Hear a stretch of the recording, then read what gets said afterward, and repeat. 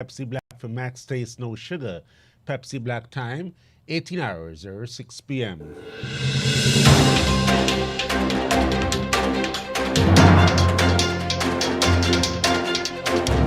The news from Guyana, the region and the world. Compiled in the News Talk Radio newsroom and powered by demerarawaves.com. The news at 6 comes to you with the compliments of Kentucky Fried Chicken KFC. With the news at this time, I'm Dennis Chabrol. Good evening. First, the highlights. The way appears to be now clear for People's National Congress leader Aubrey Norton to enter Parliament with the departure of Dr. Nicolette Henry from the opposition benches. Government denies that a 2022 national budget is geared for big business. In the region, severe floods have killed several persons in Haiti, and used car dealers in Trinidad and Tobago are asking government to help with the rising cost of vehicles. Internationally, U.S. President Joe Biden is set to send extra troops to Europe this week amid continuing fears of a Russian invasion of Ukraine.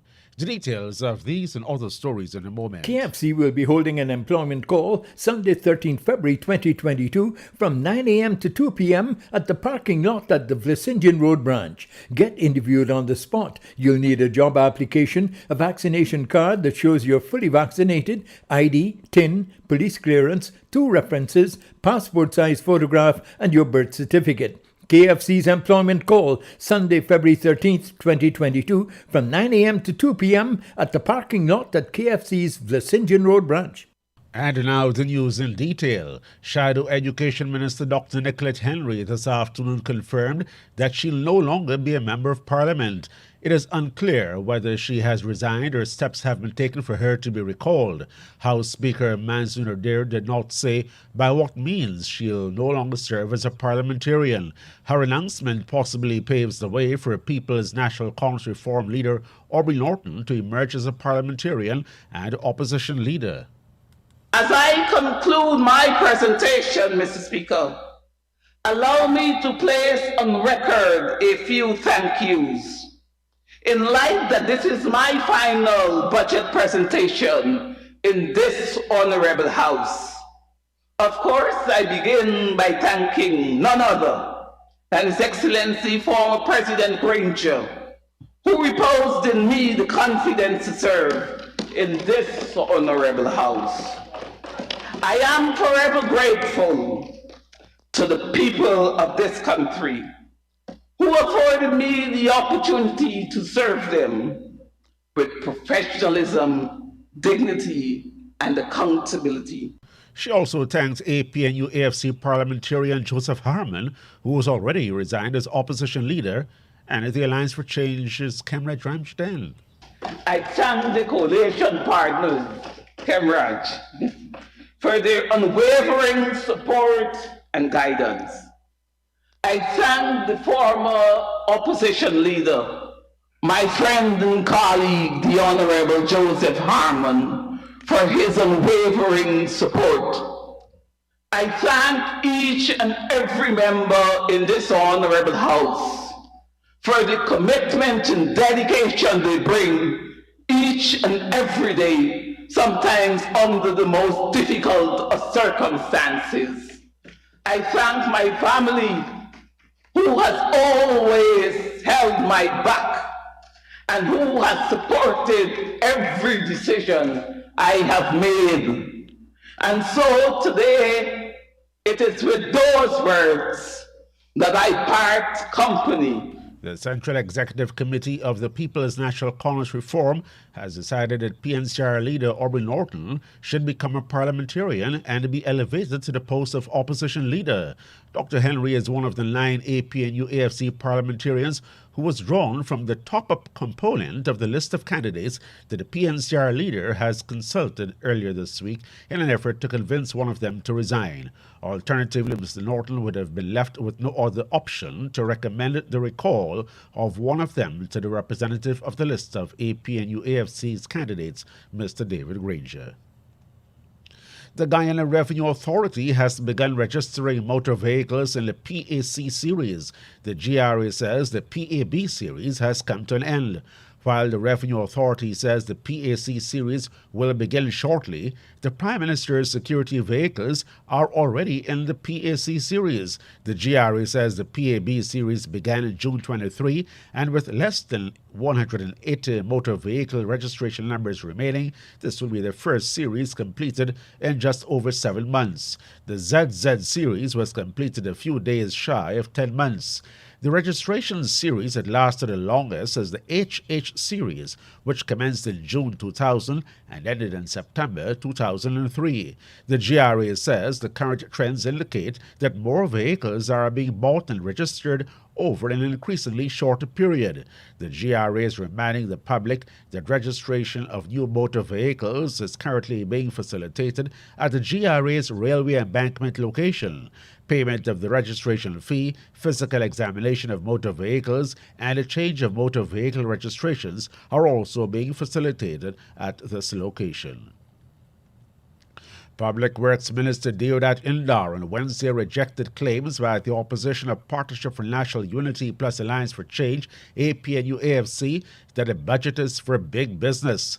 He made known his position 3 days after opposition coalition frontbencher Amansa Walton Desir assailed the government for generously giving tax breaks to the private sector, and he said those would not trickle down to ordinary Guyanese. In an apart rebuttal, Public Works Minister Indar says incentives for the private sector will eventually generate revenues and create more jobs. The income tax from the private sector is what the GRA received to be $89 billion from companies alone. Private sector pay taxes so that government can spend money into public initiatives. Import duties, about $27.5 billion in import duties. They also pay VAT on imports, about $26.3 billion. Excise tax on imports, about $40.5 billion. So the private sector pays into the government coffers taxes and fees that we then use to program in a budget. So the argument again that is for the big boys and so it's a weak at best argument by the opposition. The Public Works Minister further explains that the budget is linked to expanding business and creating jobs. Out of 251,000 jobs, 163,047 jobs, the private sector put that in the economy. So if you have a budget and it doesn't address that 163,000 workers and the companies they work for, then the budget is a misfit. But this budget that we have put together here address that exact thing, create jobs and also expand the private sector. Mr. Speaker, the public sector have around 57,000 jobs and not-for-profit organization have about 30,000 jobs. And that make up the total workforce in Guyana. So to say that is a private sector budget is a weak argument on their part. Public Works Minister Deodat Indar. A Surinamese man was Wednesday in police custody after he was arrested allegedly with 2 shotguns and ammunition in his possession. The Customs Anti-Narcotics Unit says that the man was caught at the backtrack area at Springlands, Berbice.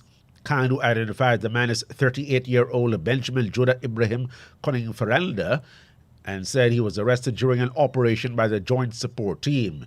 The items that were allegedly found in his possession are 2 12-gauge shotguns along with 12 cartridges and 50.22 rounds. 2 persons were Wednesday killed in a horrific 3-vehicle road accident near the Mahaika Bridge east coast of Marara. Police have identified the dead persons as 16-year-old Sharida Prasad of Bath, West Coast Berbice, and a 21-year-old Christopher Bagwindat of age 21 of Middle Street, Moripo. A Forest spokesman says that Constables Tucker, Sam, and Johnson were referred to the Georgetown Public Hospital, while Corporal Carmichael remained at the Maikoni Cottage Hospital for treatment. Preliminary reports state that Corporal David and Constable Griffith were conducting traffic duties in a Zealand Public Road, Maikoni, east coast of Marara, when Constable Griffith stopped a motor car PNN 8852, which was proceeding west with a male and female driver and an occupant. Police say as the driver pulled to the left and as the rank approached on foot, the motor car pulled off at a fast rate of speed. Corporal David reported that he immediately informed a passing anti-crime patrol driven by Corporal Carmichael along with Constables Tucker, Johnson and Sam, who pursued the said motor car and occupants. According to Corporal Carmichael, as they were pursuing the vehicle on the Mahaica Bridge, the driver pulled right and collided with a forced vehicle, which collided with the bridge rail. Both the forced vehicle and PNN 8852 collided with motor canter GJJ 9151, owned and driven by Umesh Prasad, age 46 years old, of Lot 1 Clearmont, Leg 1, which was proceeding east on the bridge. Police are investigating the circumstances surrounding the death of a gold miner in the Middle Mazaruni River amid claims that the canoe went down with him and a co-worker. Dead is gold miner 19-year-old Ronaldo Rampersad. The Guyana Police Force says he drowned at about 4 p.m. Tuesday when the vessel sank between Lau Lau Island Point and Banana Landing, Middle Mazaruni River. Investigators were informed that Rampersad and the North male, who are both employees of Nisha Joseph and her landed dredge at Cashew Creek Back Dam, were traveling. Police say the men left the back dam at about 3 p.m. in a canoe, also known as a wood-skin boat, and went to Banana Landing, where they purchased several items from a shop. According to investigators, while paddling the canoe on their way back and in the vicinity of Lau Lau Island Point, the canoe began taking in water and sank, and the other male managed to swim to shore, but Ronaldo went under and never resurfaced. Rampersad's body was found by his brother Joshua Williams at about 4:50 p.m., within the same area he went under by his brother. Turning to news now from the Caribbean, 2 days of heavy rain and the resulting flooding have killed at least 3 people in Haiti. This is according to the head of the country's Civil Protection Authority. Reuters news agency reports that the death toll was reported Tuesday hours after rescue workers began evacuating people in high-risk areas where thousands of homes have been flooded and some 2,500 families have been displaced. The north of the country has been hardest hit, with water filling the historic center of the city of Cap-Haïtien and high winds uprooting trees. Authorities say at least 20 districts in Haiti have been affected by the violent weather. The rains are the most recent natural disaster to hit the Caribbean country, where the death toll is often high due to poor housing conditions and a lack of infrastructure. The disasters have exacerbated a dire state of the country's economy, with high crime rates and insecurity exacerbated by a political crisis following the assassination of President Jovenel Moïse in July 2021. Authorities say the storm-hit areas that are still trying to survive recover from a magnitude 7.2 earthquake that struck the country in August. More than 2,000 people were killed in the quake. The rains also flooded a power station and collapsed a bridge, leaving a community isolated. Barbados is struggling to get its stayover visitor tourism arrivals up to the 2019 levels. As we hear in this report from Barbados Today, a top tourism expert on that Caribbean island is predicting a gradual improvement in light of the COVID-19 pandemic. Tourism occupancy is improving, but it is not back to 2019 levels. That's according to Chief Executive Officer of the Barbados Hotel and Tourism Association, Rudy Grant. He revealed that there was a 20% increase in December 2021 when occupancy rose to 65.8% over the same period in 2020. However, he said it remained nearly 10% short of the 75.7% recorded in December 2019, months before the COVID-19 pandemic struck. Our research and member feedback indicate that the 2021-2022 winter season is promising, and in this regard, we continue to be cautiously optimistic. However, the COVID-19 environment continues to be fluid, which means that the tourism landscape can be negatively impacted with little warning. In December 2021, occupancy was estimated at 65.8%, in comparison to 45.1% in 2020 and 75.7% in 2019. This highlights that while occupancy is improving, it is not back to the 2019 levels.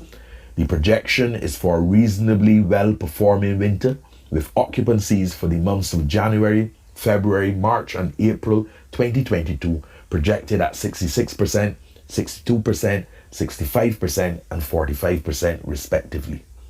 As we assess our tourism performance, it is important to highlight that although tourism business is returning, the total hotel revenues received in 2021 are approximately 43% of the 2019 revenues.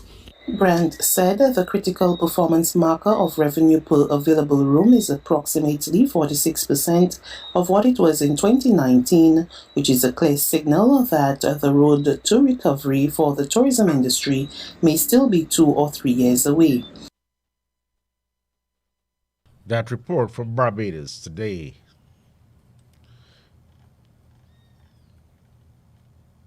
The Antigua and Barbuda government is appealing for more patience from public servants who are mobilizing to take action to demand the payment of outstanding overtime. Minister of State within the Ministry of Finance, Lennox Weston, issued the appeal, revealing that the government will be putting together a schedule to cover what is owed to different groups of workers who will be paid over a period of time. He made the remark hours after staff from the Fines Institute nursing home picketed the Treasury building in St. John's demanding overtime pay, which dates back to 2019. The workers took action with the support of bargaining unit, the Antigua and Barbuda Public Service Association, after apparently not receiving any definitive word on when the payments will be made. Hundreds of used car dealers closed their businesses to support the Automotive Dealers Association. Instead, they jumped in their cars and drove to the capital demanding a meeting with Finance Minister Colm Imbert to discuss the importation of used cars. President Visham Babwa says because of current restrictions, it's difficult for people in the middle and lower income categories to own a vehicle. More from CNC3 News. If you intended to visit a used car dealership today, you may have met locked gates. That's because hundreds of dealers closed their businesses to stand in solidarity with the Automotive Dealers Association as it delivered a letter to the Minister of Finance to discuss the prices of used cars. While they all sacrificed their sales today, Vice President Rondell Fields says even if their dealerships were open, he knew what potential customers would have said. Oh God, 3 years ago I buy a wing and I buy a van looking just like that. Now it's $30,000 just so. According to Fields and President Visham Babwa, the reduction of the permissible age of importation from 6 to 3 years is making it difficult for citizens to purchase a vehicle. This industry was started in 1995 by Mr. Bastio Pandey. And this industry was set up to serve the middle and lower income citizens of this country who cannot qualify for a loan. As a show of solidarity, dealers circled the ministry hoping that their request for a meeting with Finance Minister Colm Imbert does not fall on deaf ears. Years for request of consultation, years of letters, years of emails, years of WhatsApp messages too. No response, next to none. He's the best ignorer I have. Imbert, along with other ministers, are on a retreat. CNC3 News texted him but got no response. But Babwa got an opportunity to speak with the Permanent Secretary, who promised to deliver their letter. They are also hoping to discuss the tax exemption on hybrid vehicles. We have not been getting that benefit for the entire period of 2021 up to now. We have not gotten the benefit of that. So I would like him to give some clarity on that.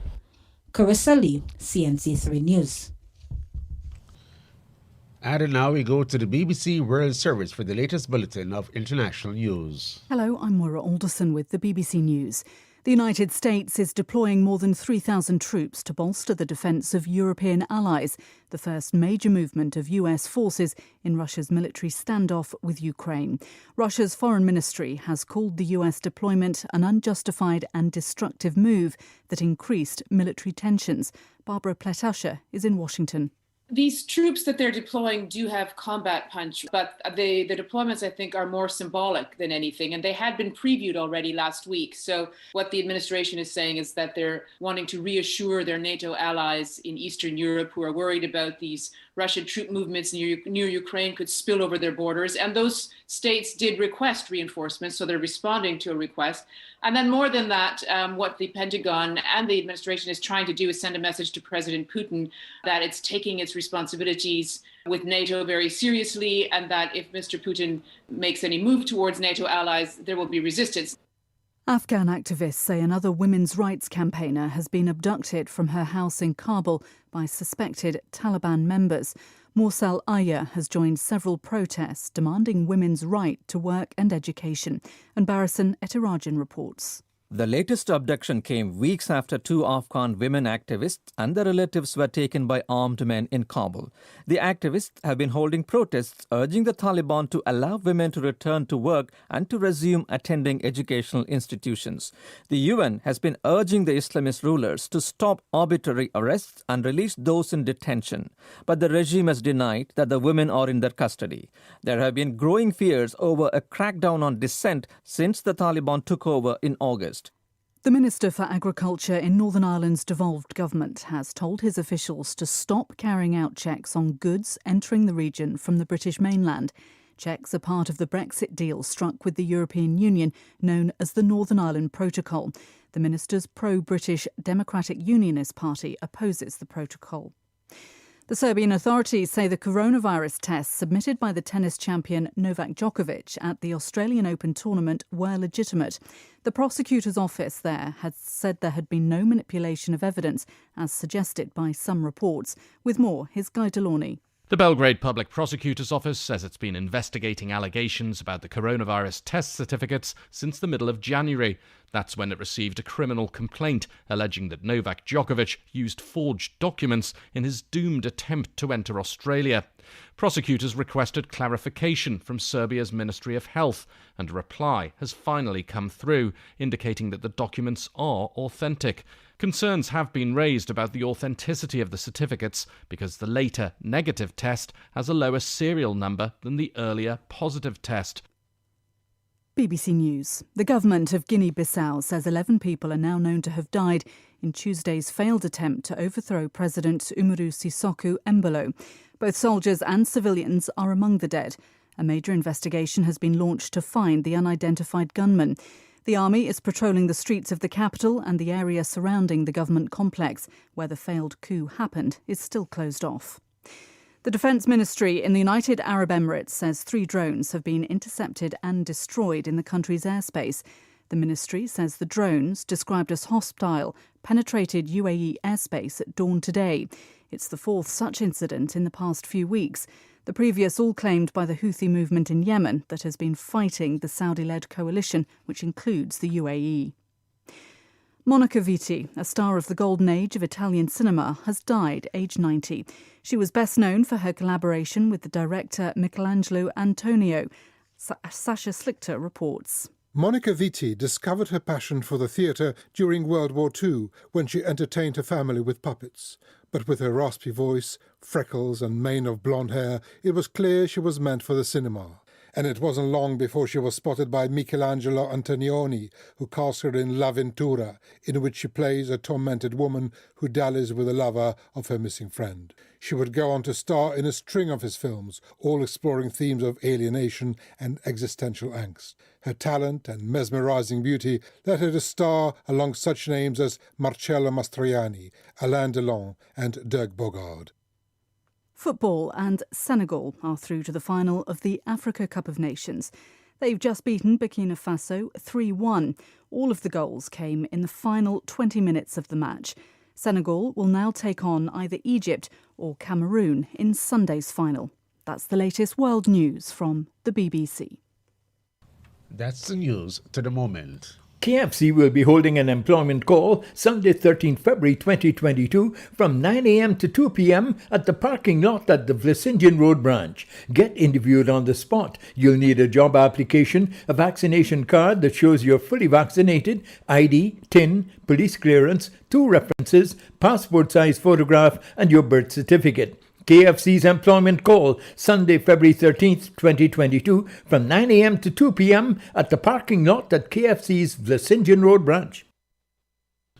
And now to end the news, a recap of the highlights. The way appears to be now clear for People's National Congress Reform leader Aubrey Norton to enter Parliament with the departure of Dr. Nicolette Henry from the opposition benches.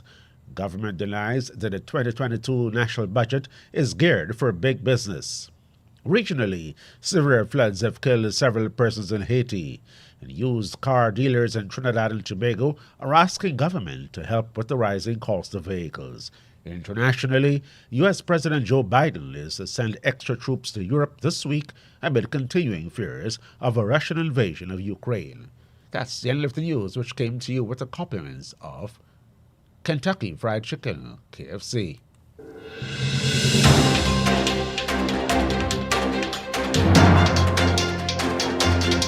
This has been the news, compiled in the News Talk Radio newsroom. For ongoing updates, visit demerarawaves.com, and you can check facebook.com/demwaves and twitter.com/demwaves.